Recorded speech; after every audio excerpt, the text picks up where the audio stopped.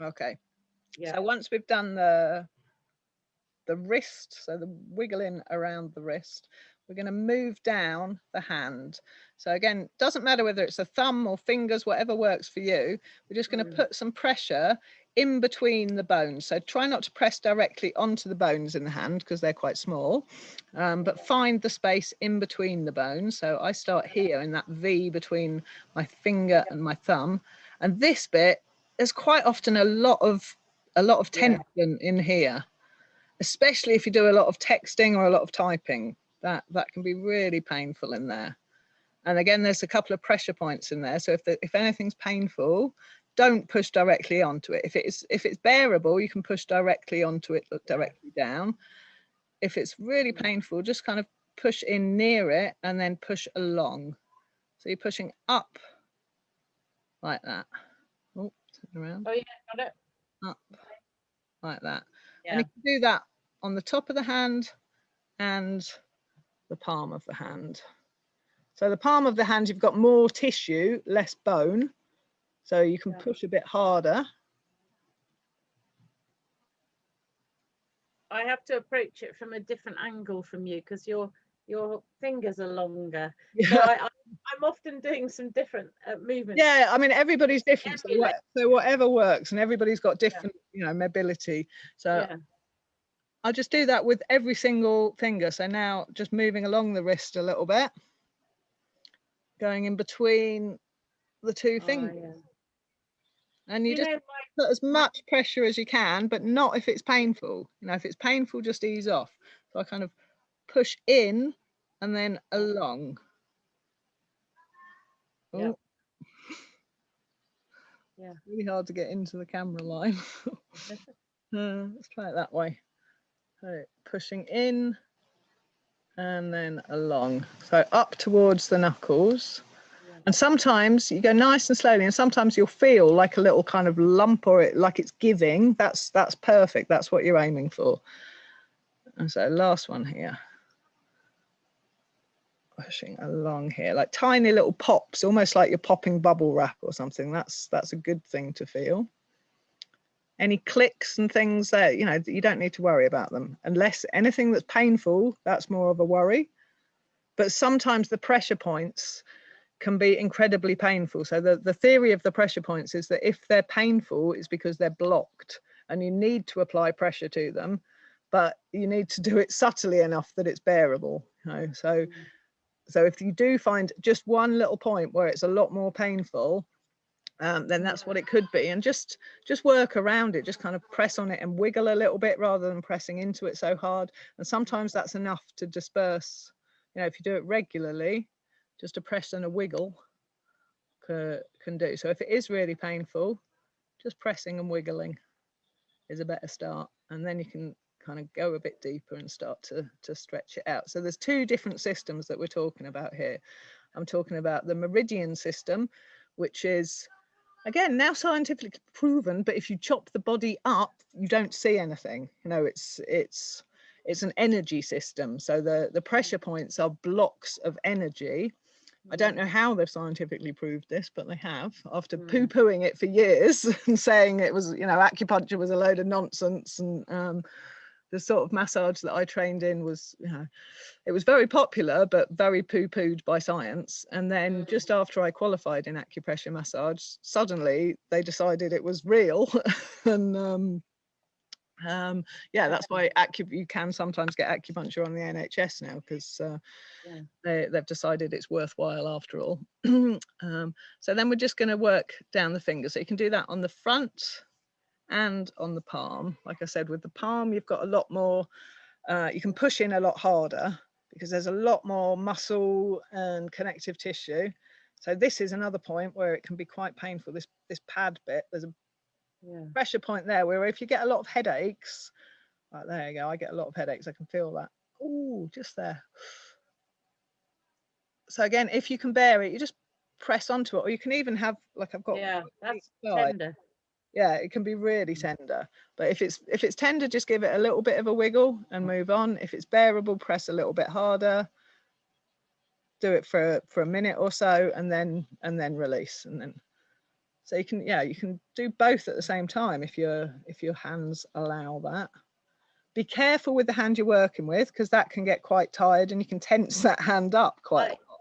So Right. by releasing one hand, you can tense the other hand up.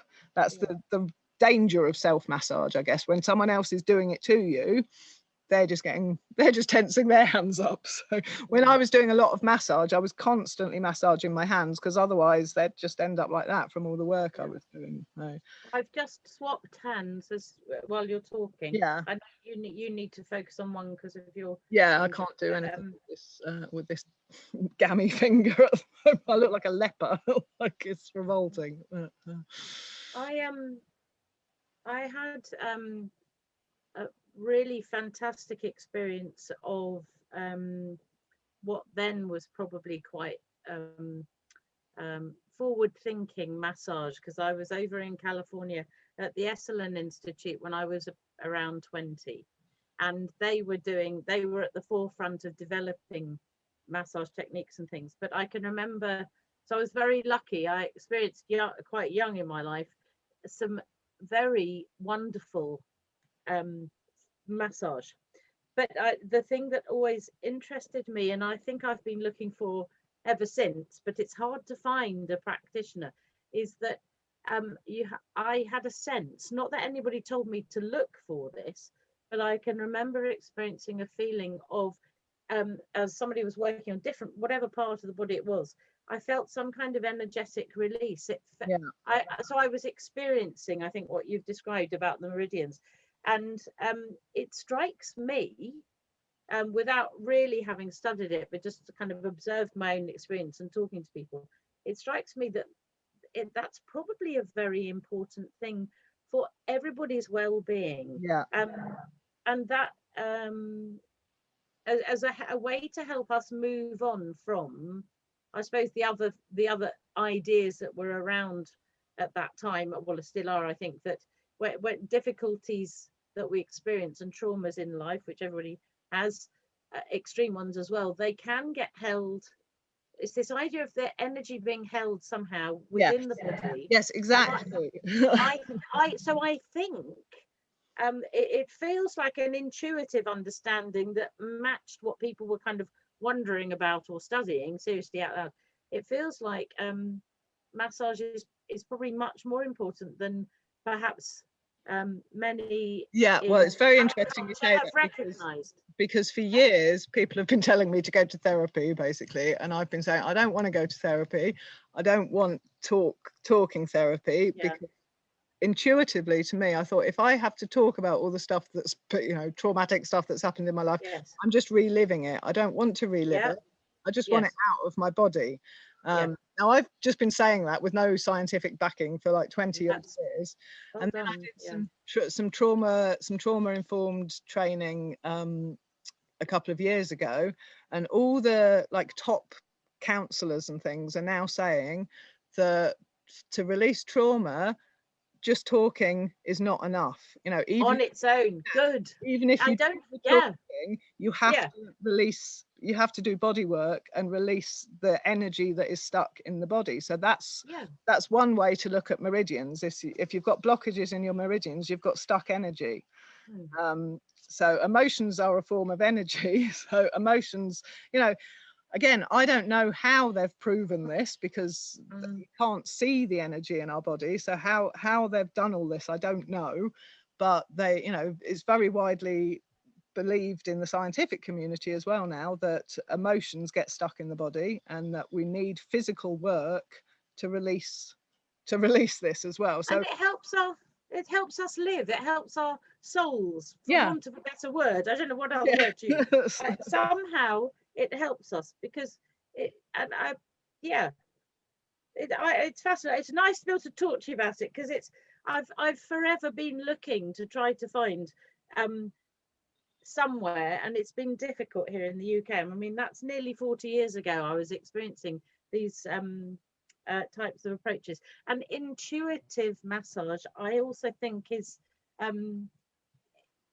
there's something about an intuitive masseur's hands, or just them being present with you together in that therapeutic caring setting, and that's part of it. There's so it's about moving the energy on, but there's probably other dynamics. So you're receiving something that's soothing as well. Yeah, it's It's so much more than physical touch. there is a lot, and I wanted to, but I didn't have enough money. I would have liked to. This is in my late teens. I would have liked to have been able to study it, but it didn't. It's one of the things that didn't happen. But nonetheless, I've known the benefit.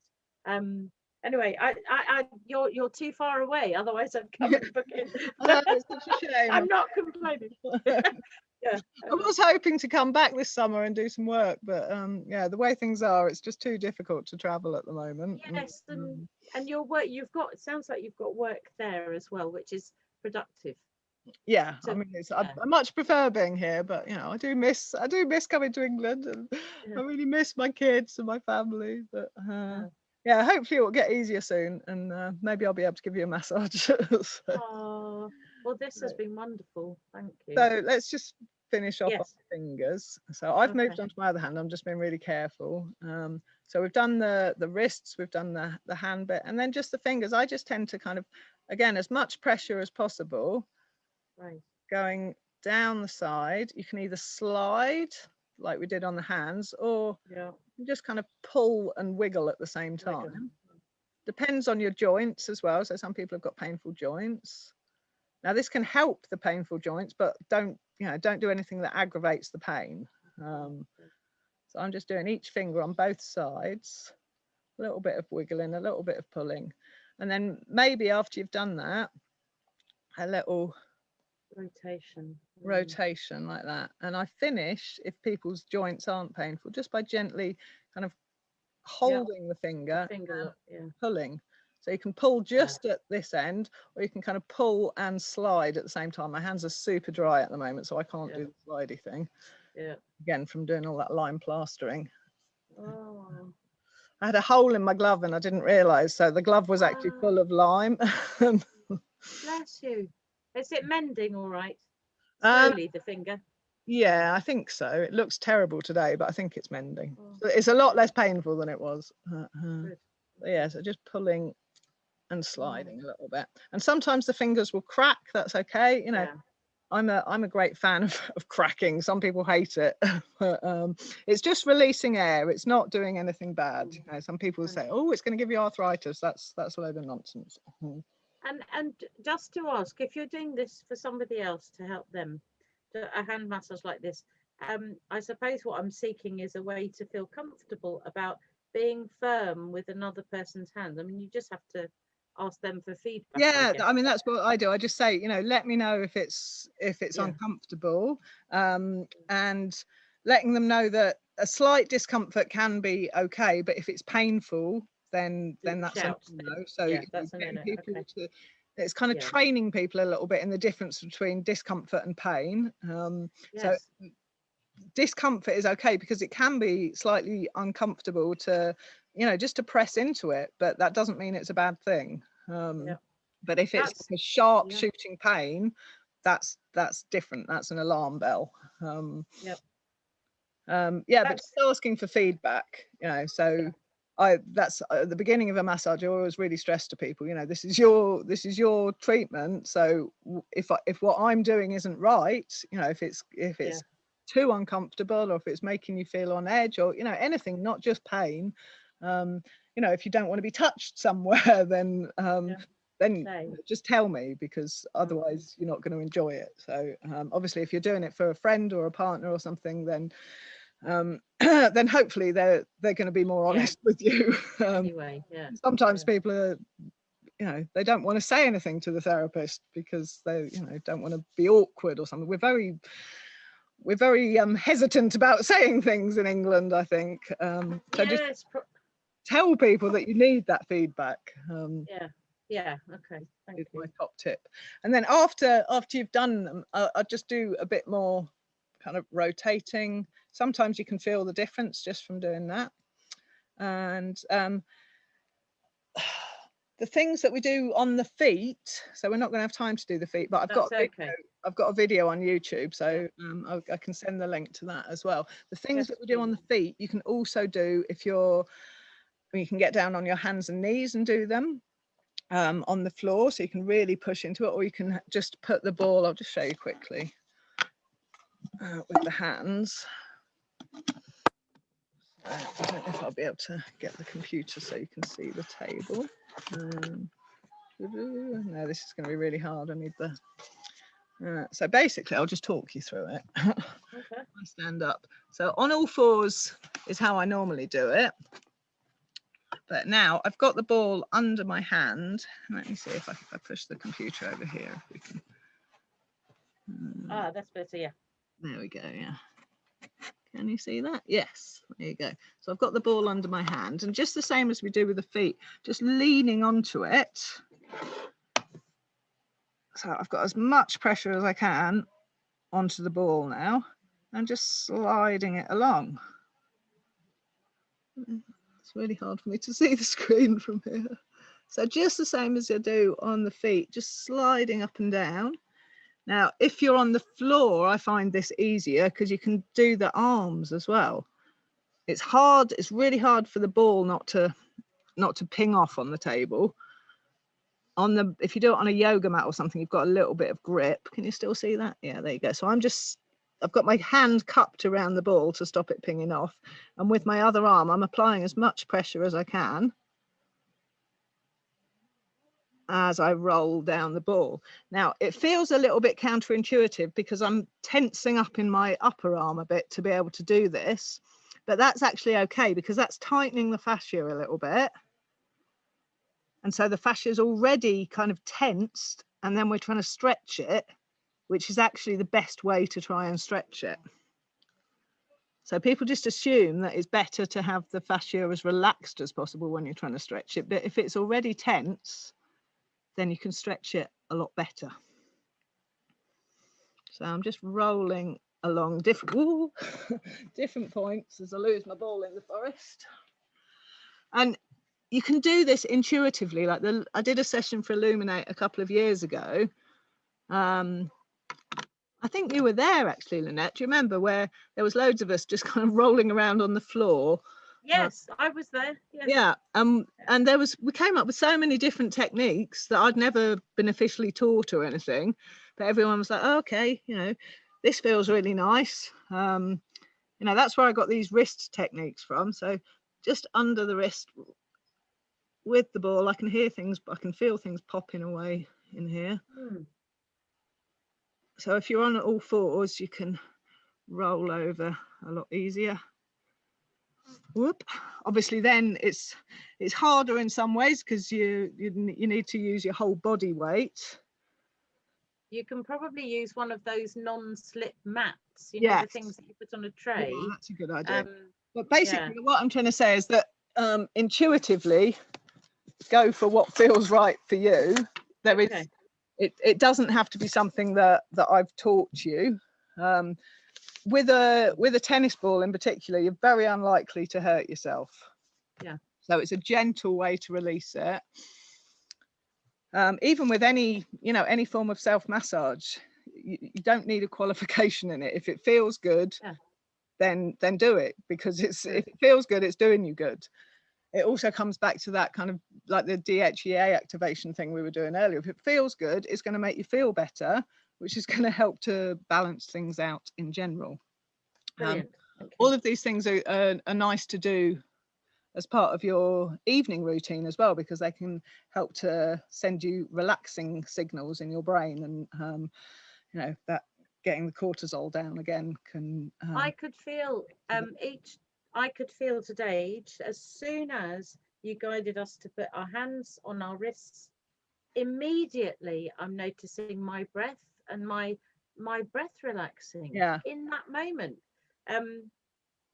And I hope I can find a way. I hope if I try this on my own, I hope I can find that I can do that just on my own, because there is a bit of wonderful Spanish fey-like magic coming through the computer screen. No, I don't think it is. That's the thing. I think it's wonderful magic that's just there anyway, and sometimes you need reminding. So that's why I like putting my hand on my heart, because for me that triggers that as well. So if I put my hand there and just, my breath starts to slow down automatically. Yeah, mine has just now. Right.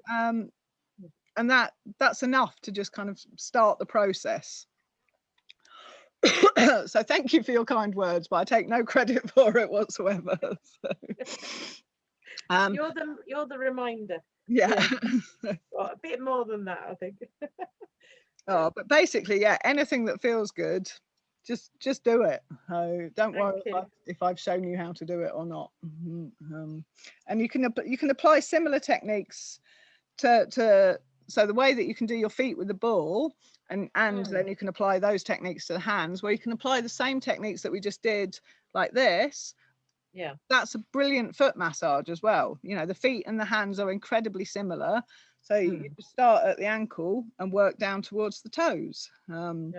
Exactly the same. And again, there's a lot going on in the feet, so I'm not a trained reflexology. I know a little bit about reflexology, but if there are any really, really painful points, again, it's something that you could check out, or you can just gently stimulate them and see if they become less. But a foot massage is a wonderful thing. I do it to myself quite often. Sometimes, if I'm lucky, my partner does it to me. But I've started, after I've had a shower, I just try, I don't have time every time, but after I've had a shower, I try and just, give myself a good moisturize all over and really focus on my hands and my feet, and just give myself, even if it's 5-10 minutes, little hand massage, little foot massage, and it makes so much difference. And right. Doing my classes and things, one of the reasons I do them is just to make me do all of this stuff. I'm never going to make a fortune from teaching Pilates and things, because I like to keep the classes really small, but it makes me do all this stuff. So to me, that's as valuable. Obviously, I earn a little bit of money as well, which is great, but it makes me do it. So that's, my partner keeps saying, oh, maybe you don't have to keep teaching. I'm not giving up teaching, because I know how shit I am at doing these things for myself. So by me teaching them, I not only get to share them with everybody else, but I make sure that I do them regularly, and it helps me so much. I'll just tell you something. I think what you do that's different to others, say in a gym-like setting, is sometimes people who work offering joint pain exercise classes and things within a gym setting, is that they're so used to working with people who are young and fit that the whole kind of thrust of the place can feel like, oh, this is all about becoming a power lifter or whatever. And even if they're very good and they do understand the subtleties of the variation in our pain levels and things, that what I haven't experienced elsewhere that I do experience with you is that you make being positive and positively caring about yourself, if you like, you make it feel possible. So that's a very enabling, it really is, it's an enabling thing. So I've been going to this joint pain class, and I've had to miss the last few weeks, like I've had to miss you because of my dad dying. But I was thinking on Monday, there's something missing here at this other class, and I was losing confidence a bit from having engaged with it, but I realized I can only engage at quite a low level, and that's realistic for me. But coming here today, you've made me think, no, it's okay, feel good about yourself with what you can do, even if it is just put your hand on your heart. That is, but it does make you feel better. And yeah, I know I need to move more, but what's realistic right now is something much more readily available, which is my own hands and my own heart. And so thank you. Oh, that's wonderful feedback. Write it down. I'm going to write it down and put it in my report at the end. It's recorded, Faye. Brilliant. That was a Good. perfect Okay. one to record. Well, but it's straight from the heart. Yeah. And that's what I Thank you. teach with everything, really. It's just start where you're at. There's no point, Yeah. you know, and that's the same as the micro goals as well. You know, if you've got a huge big goal, you know, like say I wanted to run a marathon, which I don't, but say I did, you know, I'm so unfit at running these days that, you know, that's just a completely unrealistic goal. But if I start by going, okay, so where I'm at now is I need to walk for half an hour a day, then that's where I start, you know. So Yeah. there's just no point in setting yourself these massive goals and then beating yourself up because you don't meet them. Just start with what you can do. So when I'm really busy in the summer, I don't do half as much yoga and stuff as I would like, but I do make sure that I do the breathing, you know, if I'm gardening or something. So I'm, you know, I've got to do some gardening. I might not have time to do some yoga afterwards, but while I'm doing the gardening or even while I'm doing the cooking, you know, I try and stand up straight. I try and do some breath exercises and, you know, just do the bits that I can do in the time that I have. I'm a great fan also of what you can do while you're waiting for the kettle to boil. You know, it's like we all make drinks a lot, you know, and there's that couple of minutes while the kettle's boiling. So, you know, maybe I used to give like my Pilates students this exercise to do. So you just stand there and do that. 2 minutes of that, you bloody feel it. You like, if you can do 2 minutes, you're a superhero. Most people give up after 30 seconds. So, you know, do that every time you boil the kettle. You'll have incredibly strong arms by the end of it. Anyway, excellent. Thank you. We better wrap up because it's 10 past 1 to... here. It's getting really hot now. Oh, I know. I have to go and help my mum. Can you put the feedback in the chat for me, please? Yep. So thank you. It was in there, but let me just see if I've I couldn't see it. Yeah. Oh no, it is there. It's above the Michael Mosley one. I've just it's fine again though, so it's the last one there. So you should be able to find that now. You haven't put the Michael Mosley podcast link in. Are you sending that to us? I'll send that in the email. Yeah, brilliant. Yes, please. Thank you very much. That sounds like a good thing to do in the summer. Right. I'm going to do your feedbacky. Lovely. Thing if my computer responds. Oh, it's loading. Yeah. Okay. Right, I better shut this. Are you okay if I shut this? Yes, yeah. It won't cut off the feedback, will it? No. Right. Bless you. If you clicked on it. Yeah, I'm in it. Brilliant. Are we meeting again in 2 weeks? We've got one last meeting in 2 weeks. Okay, if I can we're get funding dependent, so I've got a meeting. I know. I've got a meeting in September to finalise the evaluation. So we're really hoping that we're going to start again in the autumn, but it is completely dependent on the funding. Funding. Well, feel free to use my feedback, please. Yes, I will do. And always. And if I get a signal, we'll be in Yorkshire on holiday in 2 weeks. I will try to join you from Yorkshire. Okay. Lovely. Bless you. Have a wonderful holiday if I don't see you. Thank you. Hope to see you again soon. Okay. Thanks, Faye. Thank Bye-bye. you. Bye. Bye-bye.